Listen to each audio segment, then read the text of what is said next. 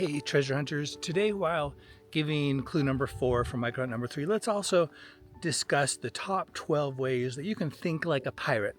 In other words, think like the people, all the companies and organizations who are out there hiding treasures and things for you to find so you can more efficiently figure out their clues. So here's number 1 way, think like a pirate, and that is to take the words literally. So let's say they use the word track. Maybe this is a literal track. It could be a train track or even the tracks light rail system.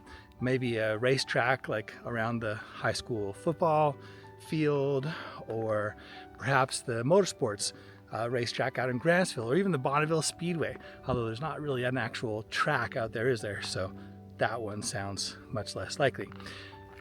As you gather your clues, by the way, be sure to do that. Like, evaluate your confidence level for each one. Like, maybe you say tracks or a train track and you're like, you know what, my confidence level there is high, so you can give it a 7 or 8 or 10 or whatever you think. And for the Bonneville shoreline or the Bonneville salt flats, you might think, you know what, confidence there is low, maybe a 2 or a 3. That sounds really unlikely. Number 2 is visual or artistic resemblance. So it's kind of like the way we love to lay on our backs in the grass in summer and stare up at the sky and find all kinds of shapes and dolphins and turtles and rabbits and horses and whatever it is you see in the clouds above you. So if someone says circle, diamond, square, maybe you find something that looks like a circle, diamond, square. Okay, that's not as good of an example because those literally are shapes, but you get the idea. Number 3 is to check for metaphors, which of course is when you talk about one thing but really you mean the other thing.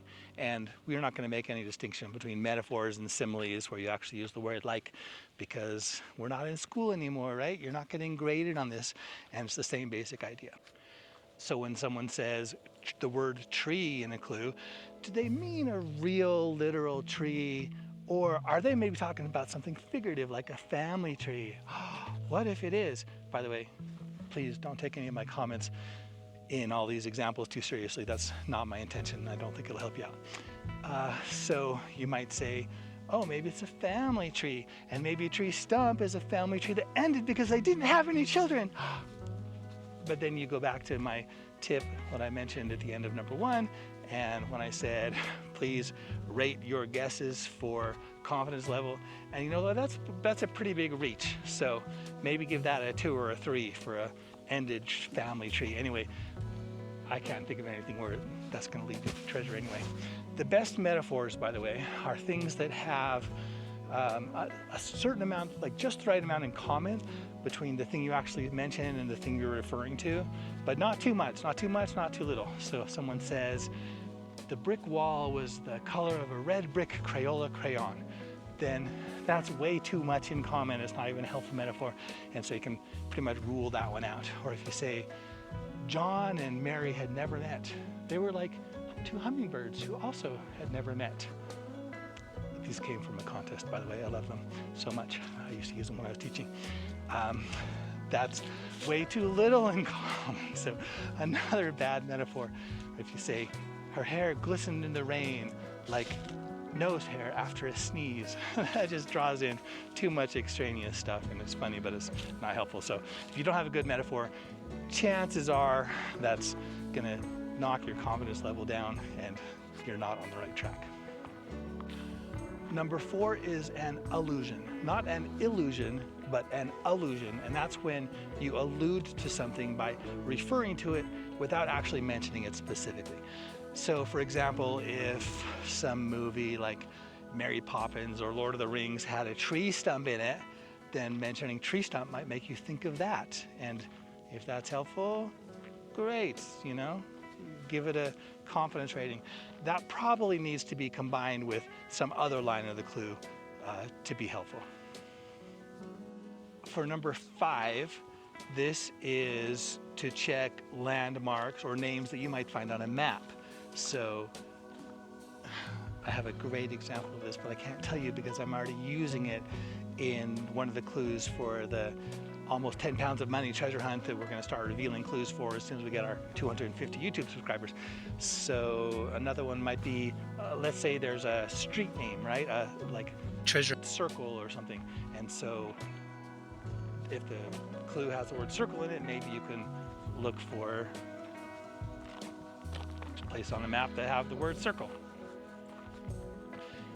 This one, whether they use maps and landmarks, by the way, may be heavily influenced by the way they hid the treasure in the first place. So this is number 6.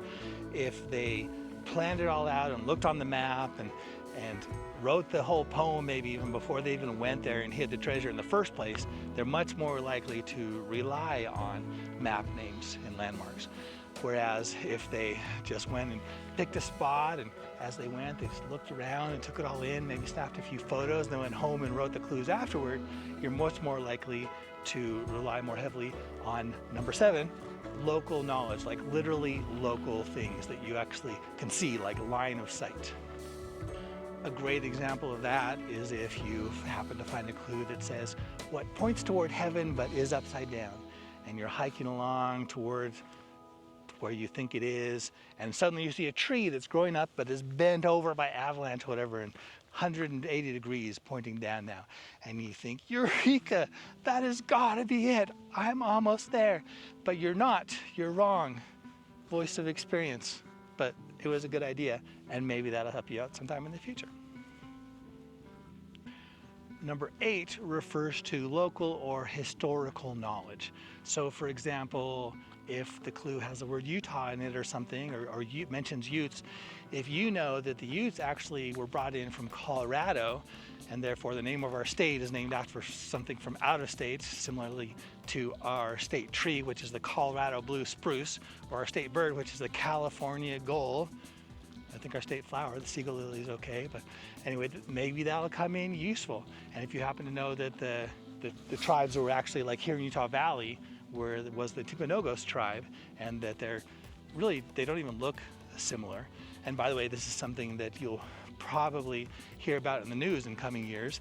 Fascinating information, the story and stuff coming up and finally coming into the spotlight with all kinds of big implications, then maybe that'll help you out someday. Who would have thought, right?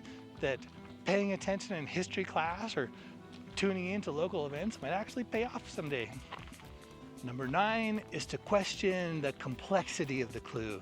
Like, do you think they tried to make it difficult and multi-layered, or is it more straightforward? Both ways have their benefits. For example, if you're hiding thousands and thousands of dollars and you don't want it to be found too quickly, you might want to add some complexity in there to throw everyone off for a little while. Or if you're concerned that maybe people start getting too frustrated because these clues can be hard enough as it is, then maybe you'll be more like what I hope to do always. Here's a clue to remember forever here at Utah Treasure Hunting, and lean more towards simplicity because it's tricky enough, and also we're not giving away $25,000 yet. And when we do, it'll probably be thousands of dollars at a time and not all at once. Number 10 is sound clues, or clues that are hidden within the sounds and don't match the exact way that the words were actually spelled out for you.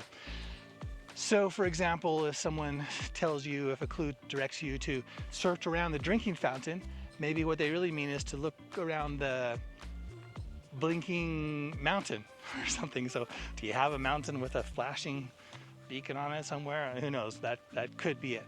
The opposite can also be true, where the cadence or something is designed to throw you off. So for example, if a clue says something like diamond square, diamond circle, diamond, then like someone actually asked in the YouTube comments, they said, are those commas inserted, like auto-generated captions, or were those intentional? And the answer is both, actually, that it was auto-generated, but the cadence to which I read that clue inserted those commas for me, but also that was intended to obscure and maybe throw you off.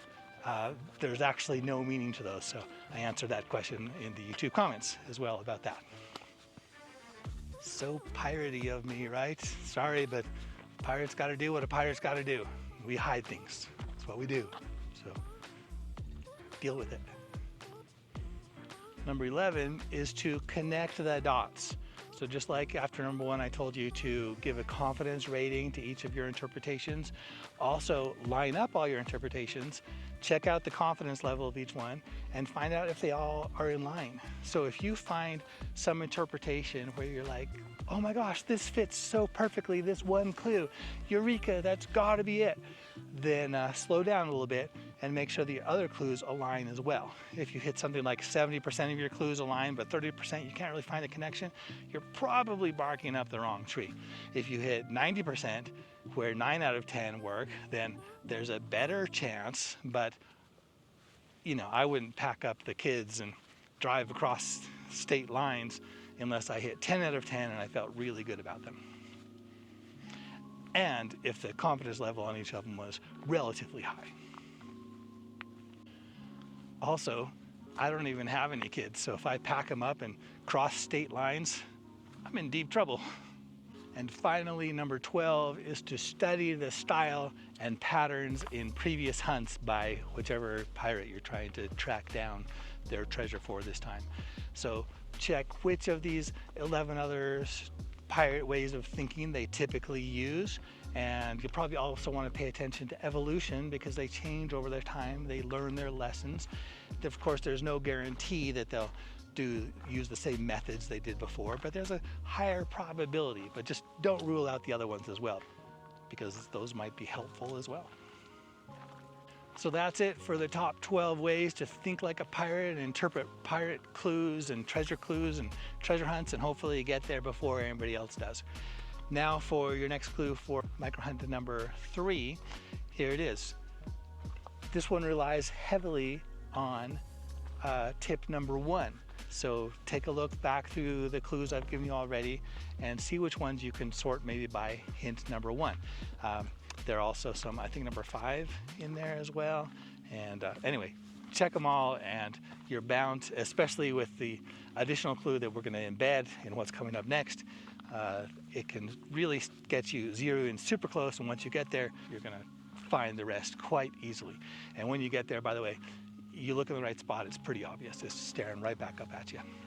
By the way, in the last video, I told you that we were going to embed 1 additional hint. There were at least 4 throughout the whole video, which you might pick up on and which might help you zero in and find that little treasure cache. So for the rest of the video, by the way, we're going to play some beautiful scenery from our awesome Utah nature scenes, along with some relaxing music, and we'll slip at least 1 additional clue in there. And we're also going to feature something else the University of Life provides beyond the audiobooks and the books and the paperbacks and the ebook versions. They also provide some online courses. So we're just going to post some of the comments for one of the courses they've got online available for you, How to Love Yourself. And the students are quite enthusiastic and supportive, and they say they enjoyed it and got a lot out of it. So if that's something that sounds like you could use more of, and who couldn't, then be sure to check that as well. So as always, thank you for watching. Remember to treasure your moments, whatever you're doing. And until next time, happy hunting.